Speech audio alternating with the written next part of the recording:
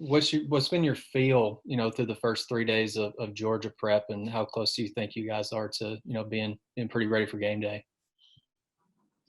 The feel right now is just kind of getting our bodies back from fall camp and just kind of like knowing how to practice, learning how to practice still with these guys because it's our first game week with them. Just kind of feeling like today was our first Wednesday practice. So just kind of figuring out how the tempo goes, figuring out how physical we need to be, and how Coach Pittman is. He's done a really good job with being open with us and telling us exactly how he wants us to be. So just our take on where we are in Georgia or against Georgia is we're still game planning them. We're still going through. It's still, like I said, it's a first game thing because we don't know exactly what they're going to do. We're going to have to go out there with open eyes and be able to change our option up and decide on what we're going to do based on what they give us. So we're just preparing on kind of guessing what we think they're going to give us the best shot at. And so I think we're doing pretty good right now. We're, like I said, in a Wednesday, so we're getting to that point to where we know we can get ready and play a game.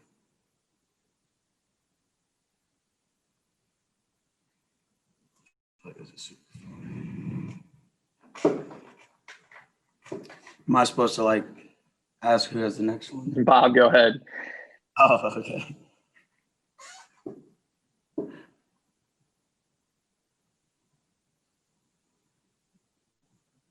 I think you're muted.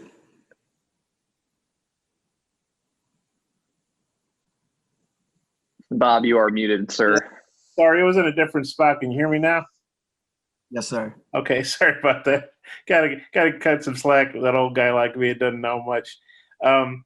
Hey, are you old enough to remember the 2009, 2010 Arkansas Georgia games? Are kind of crazy high scoring games here in Fayetteville, and Georgia won, and then the next year Arkansas came back and won in Georgia in Athens when Mal hit Childs with a deep pass.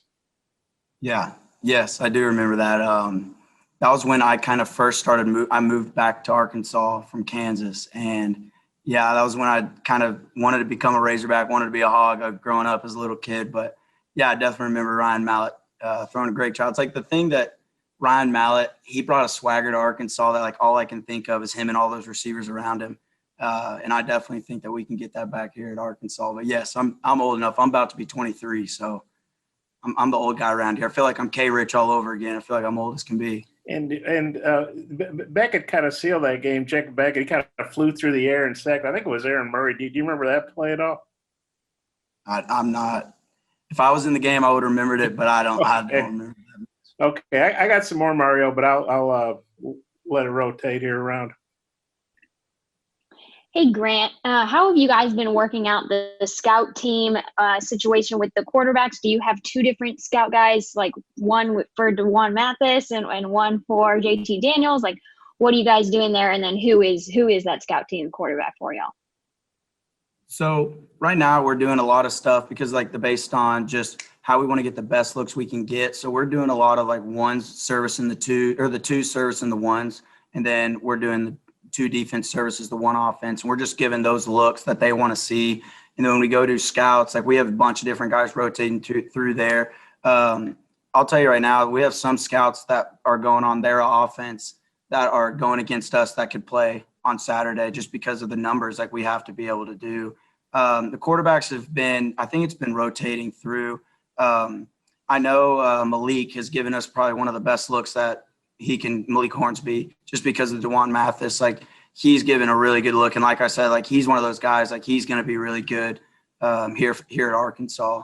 And so I know there's a lot of guys rotating through, but he's given us a really good look for our defense and just a bunch of other guys, not just quarterbacks wise.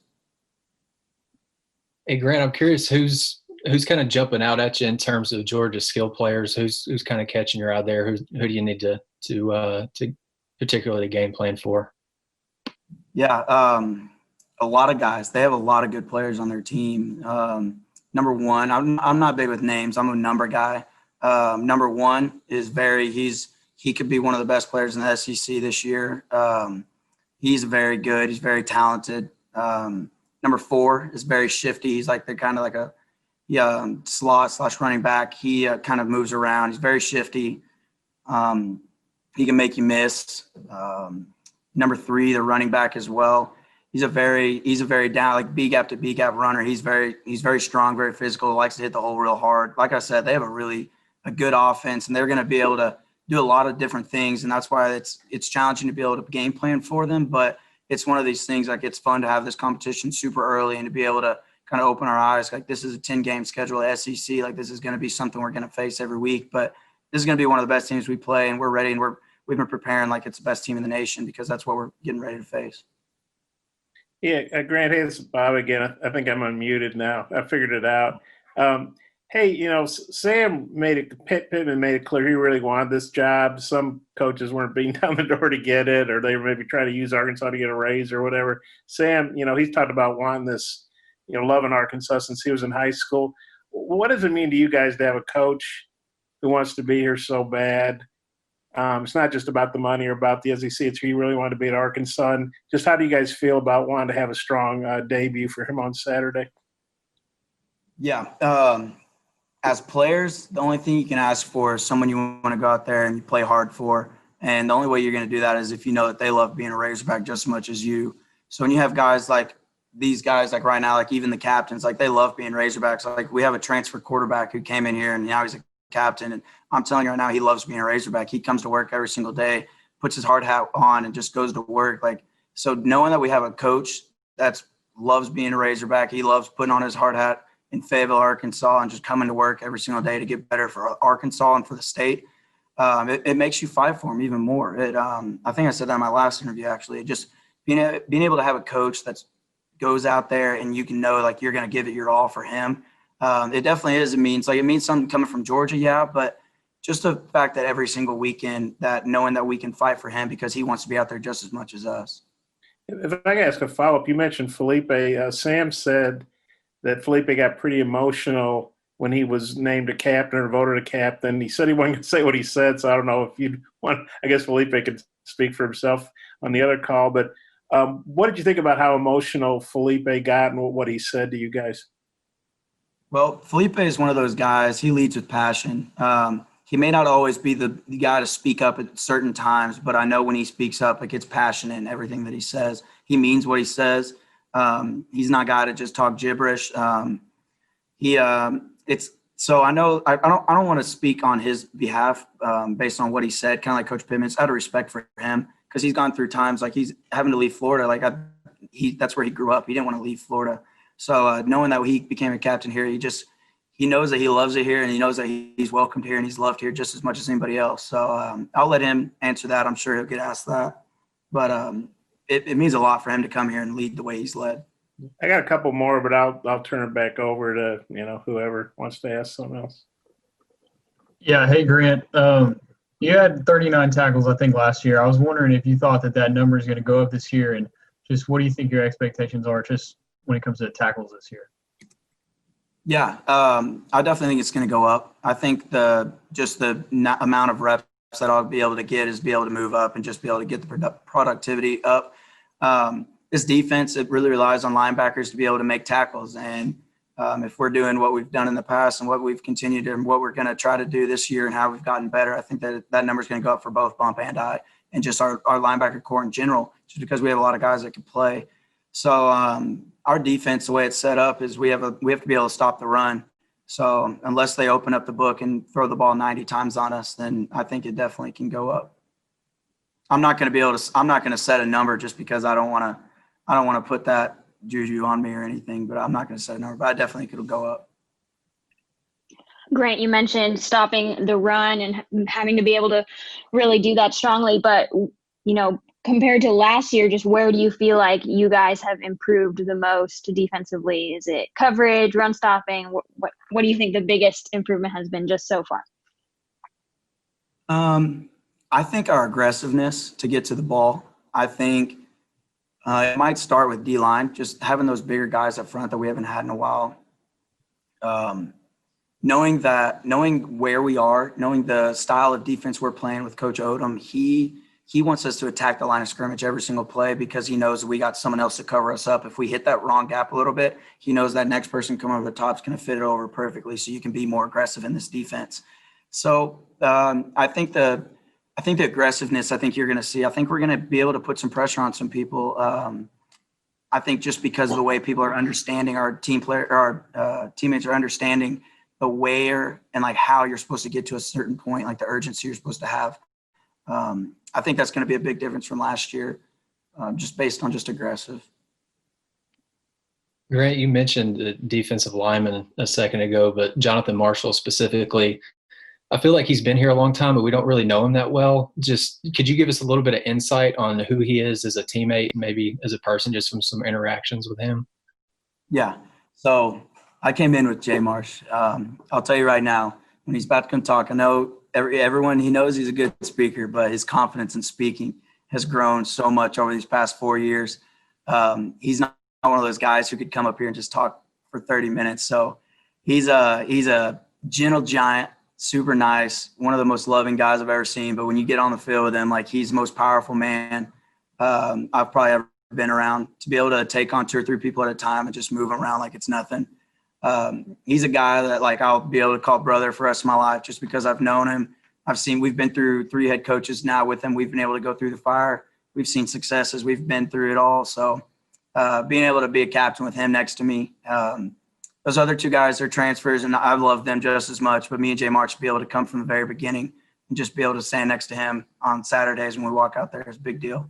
So he's one of those guys that I'll lean on. He leans on me, but wouldn't want anybody else over there.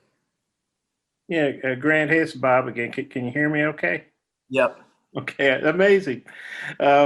Hey, I got kind of a 2-parter here. One, you guys are 24-point underdogs. I know that's just a betting line to get people to wager equal amounts of money, but how do you feel about being such a big underdog?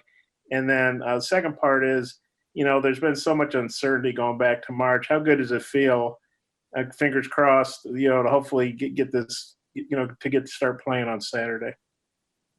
Yeah. So the first question, I don't ever really look at the odds. I think I was always raised gambling's bad for you, right? So yeah, I'm not very good at it. yeah. So I don't know. We're gonna go in with a chip on our shoulder with every single game, just because we're Arkansas Razorbacks. Like we're probably, I doubt we'll be favored any game this year. I haven't looked at any of that stuff. So we're just gonna be who we are. We're gonna go try to win some games. We're gonna try to give it our all. We're going to work our hardest and give it our all, like based on just playing football. Like we're not going to worry about the outside world. We're not going to worry about how many fans actually showed up, 17,000 or whatever. Like we don't really care about all that. We love Arkansas can be with us because we play for everybody. But like what matters to us right now is getting better, getting this group that we're in this building with right now, just getting better and just working out. And then just as far as beginning to play when there was so much uncertainty, how does that feel being in a game week and being on the cusp of playing? Yeah. So like I said, I think it was last interview, like it's fun watching football, but there's nothing like playing and having that game week feel. And whenever we see on our schedule that we get, it says in-season Tuesday, in-season instead of off-season or fall camp. It just means a lot to us to be able to – like I'm a senior. Like this is a big deal. Like this is my last time I'll have a first game, or this is my – like just something like that. It's just being able to play football is just different. Back in March, whenever we were on Zoom calls every single day or 8 hours for a week, like who would have thought we'd be here about to be lined up against Georgia too? Like no one would have guessed that, like at this time, September 26th, like no one would have guessed that. But being able to have that, our team, the way we've responded, the way that we've acted, like we never thought, oh, there's no way we're going to play. Like we just said, just tell us when, tell us where. So just knowing that, like it's finally here. Everything that we've been waiting for and worked for is here. So I couldn't be happier to be able to go out there Saturday and play some football. Thanks. Thanks, Bob. Great. You talked about how this defense is kind of designed to stop the run. Georgia's known to be a school with really good running backs. What do you guys think about the Georgia running backs that you have to go against this weekend? Yeah. So 3, he's a really B2B guy. He's fast enough to go outside. I don't want to just narrow him down to a one-dimensional back. He's a guy who can do it all, but he's gonna make money one day playing B2B and just being that guy who can run hard, because that's what he is. He's kind of like a DeAndre Swift, where he can run hard just and put his shoulder down and get those yards. But the way our defense has got to go, like we've got to be able to fill up gaps. Like I said, we got to be aggressive down the hill. When I was talking aggressive earlier, that wasn't mainly just, oh, we're going to move the quarterback around. We want to be able to get tackle for losses. We want to be able to get pushing that line back a little bit because they're a good offensive line. Like our head coach recruited them, and he was one of the best O-line ever, or O-line coach ever. So obviously those guys are going to be good. So just knowing that we got to have a D-line and O-line battle, it's going to be a trench battle no matter what. It's the SEC. Like that's just how it's going to be. But I think the way to stop them is just be able to be aggressive, get hats to the ball. We're going to have to fly around, make gang tackles just because they're used to running the ball like that. They're used to running hard, and we're going to have to be able to stop the run. This is our first time in testing our new defense. And the way that we've been playing in the fall camp and stuff, I'm excited to go out there. Grant, what have you seen from Felipe when, maybe he's under pressure? Maybe does he get frustrated? Does he trash talk? Like, what's his personality like on the field? And then Rakeem Boyd, does he seem like he's ready to even like take another step this year? And just like, do you sense a different fire in him this year? Yeah. So the Felipe one, first off, Nikki, the rules with Coach Pittman, we're not allowed to talk to offense. Offense is not allowed to talk to us because he doesn't want anything to do with getting trash talking in games. That was one of his first rules he brought to Arkansas. He said, I don't want anybody talking to the offense during plays, middle of plays, after plays. I don't want defense talking, offense talking. So that rules out that one with Felipe. He doesn't talk to us at all. I see him a lot going and meeting with his receivers one-on-one. If he was on him or if it was on the receiver, he's always one-on-one going and helping him or going and talking to him, like trying to get it on a certain page of like both of them understand on what happened. Or I see him leading by the pat on the head with the lineman, like, hey, we got to be right here. Oh, that's my bad. Like he's the leader that he'll take responsibility when it's his, but he's not afraid to be able to jump somebody and say, listen, like has to be this way. So I think that he's done a really good job with gaining everyone's respect that way, because if you just jump everyone's throat all the time, they're not going to be able to respect you. So he's done a really good job of just being able to gain the respect of everyone around him. And then, okay. All right, everybody. Oh, sorry. I was going to answer a Rakeem question. Go ahead. The Rakeem one, yes. I just want to say like one word, yes, because the kid is very good, and he's going to go even better this year. And I can't wait to watch him go on the sidelines and sit and watch him run the ball. I'll just tell you that right there. He's going to be really good.